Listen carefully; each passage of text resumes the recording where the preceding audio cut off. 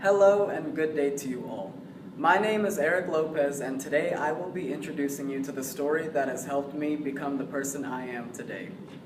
In your younger years, were you ever extremely shy or unconfident in yourself? Was the mere thought of going to school enough to get you out of your seat?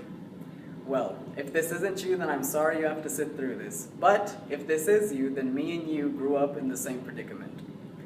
All throughout Travis, I was a nervous wreck because of my unwillingness to want to interact with other children. I stayed quiet and as close to the walls as I possibly could.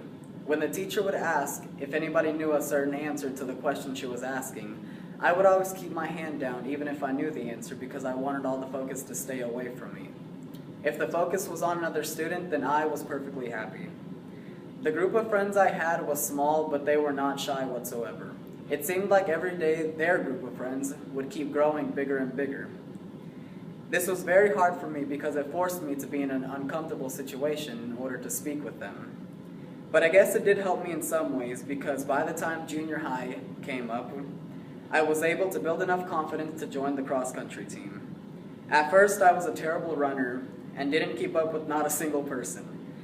My first day of practice was my worst because when we were done, we had to go out into the gym in order to get to class, and while we were walking by the gym, I threw up in front of everybody. The whole school saw me.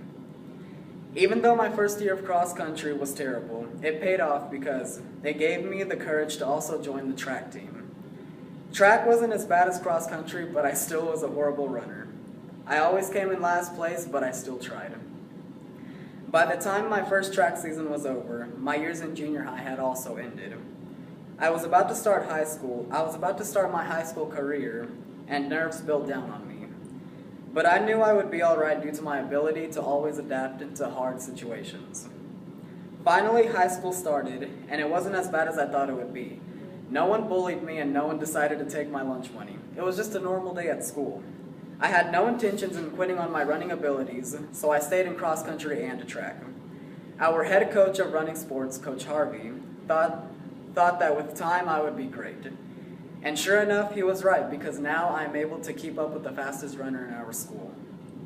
However, I still felt incomplete with everything that I was doing. Ever since I was a kid, my dream was to become an actor. Our school did provide theater classes, but I was too nervous to join them because I knew I would have to perform in front of other students.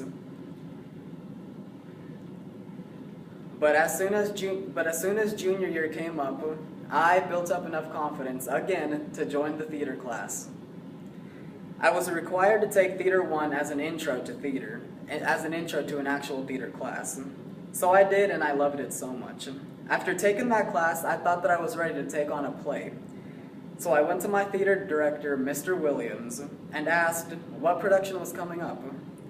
He told me that they were actually doing a musical, which was titled the 25th Annual Putnam County Spelling Bee, and that he would love it if I would audition. And so I decided this would be a great idea to take his advice. I auditioned for the musical, and the next thing I knew, I was casted as the leading role in the musical. I couldn't believe that my dream was actually coming true, to be an actor. Even though it was just a high school production, it was still happening. After that was done and over with, I kept on trying out for other plays and got callbacks on each and every one of them. These plays included The Frog Princess, Peter Wendy, The Curious Savage, and The Miracle Worker, which was my absolute favorite. Year after year, I was coming to love high school. I was coming to love high school every day. But just like all great things, it was quickly coming to an end. I am a senior now with big decisions to make, and I don't know where I'm going in life, but I will keep moving forward and I will have a smile on my face because I know my future will be bright. Thank you.